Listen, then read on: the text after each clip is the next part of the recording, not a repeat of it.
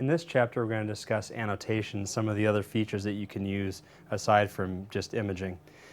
We see that we have a couple of the buttons over here on the left side of the keyboard, one that says body marker, one that says ABC comment, and we also have an arrow, which is just to the left of the space bar.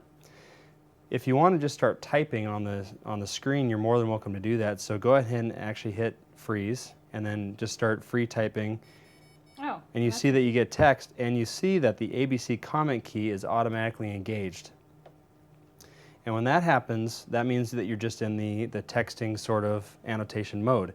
You also see that on the menu now where you've changed before you changed some imaging parameters, now you have a bank of words that you can use for each exam preset that you're in.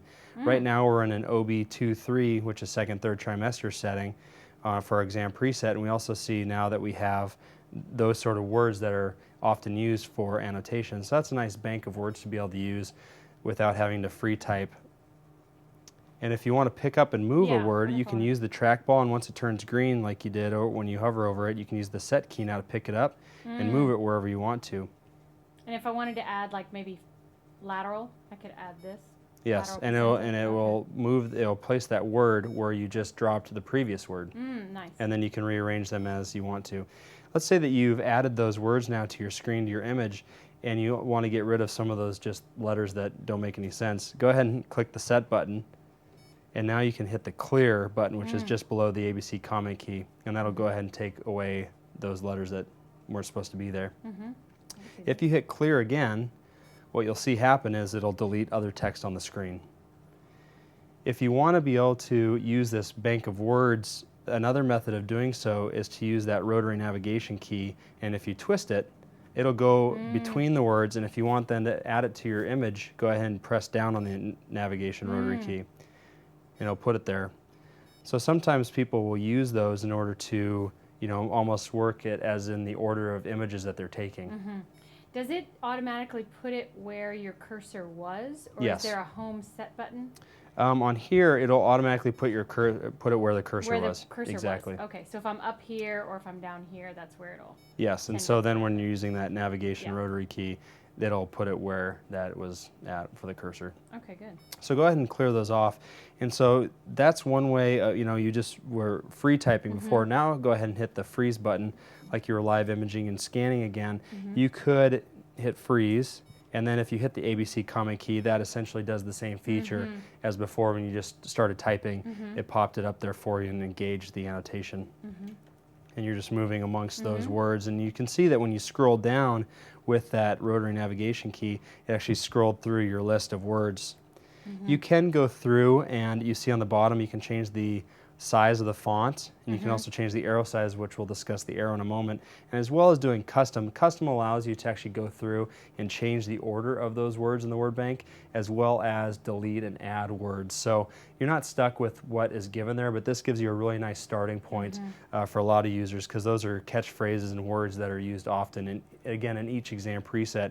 If you found that you wanted to use other words in a different preset, if you clicked on the OB23, you get a little menu that pops up that shows you all the other exam preset annotation libraries. So if I went to kidney, it would give me a new set.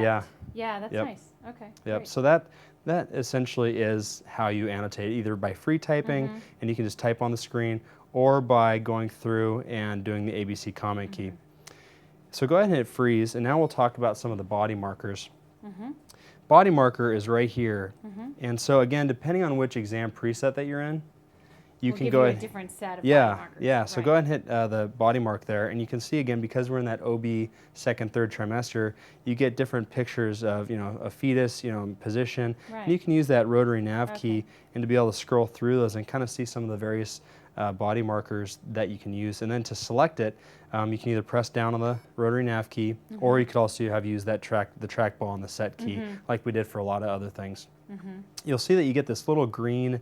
It looks like an eye, but what that indicates is the transducer and how you're holding the transducer relative to how you're scanning. And there's a little notch on there which you'll find corresponds to the notches on the transducer. In order to, you can actually manipulate where that is pointed by using the rotary nav key, and you can see that you're changing the orientation from a longitudinal to transverse, and so on and so forth. When you're happy with where that's positioned, you can hit the set key and you can see it'll turn to yellow. Oh, there you I'm go. sorry. Nope, I hit it twice. you're good. Okay. No, it's perfect. You can see that it's yellow on there now. Yeah. Because a lot of people will come across that where they maybe hit set one too many times and they'll think that they affected something, but in reality, it just locked it in there and now you're ready to roll. Okay. If you want to pick that up and move it or re-engage that body marker, use the cursor button there, and you can hover over it and you can hit the set button.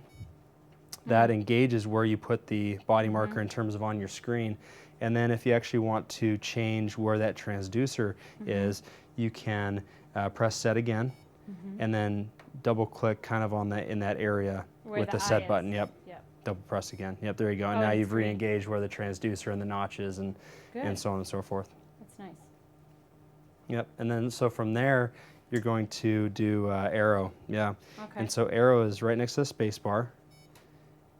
And so here's where we talked about where arrow size is. So arrows, you know, starts out as small by default, and you can see that as you're turning the rotary nav key that you're actually positioning the arrow differently. Ah, yeah.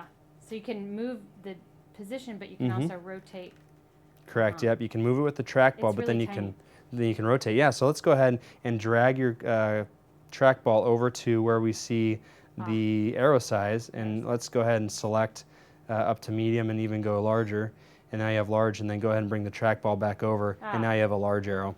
Yeah. And so go ahead and hit the set button for me. That'll give you a second arrow. Now the only arrows that will show up on your screen when you save an image are the ones that are yellow that you've pressed set in order to keep on there. And that's really important because sometimes people will feel like maybe they have that arrow and they aren't wanting it, but just remember until you set it there, it won't actually stay, which is, you know, one of those just things that you remember as you go. And so as you save that image again, you see that it populated down there.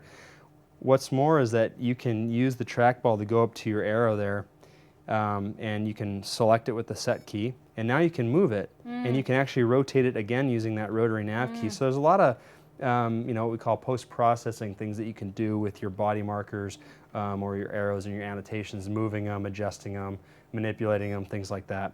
And you could just have many. Yeah, lots of arrows, you know, so if you're pointing out, you know, something that you wanted to draw attention to, whether it's pathology or normal finding or whatever it might be, there's a lot of ways to do that.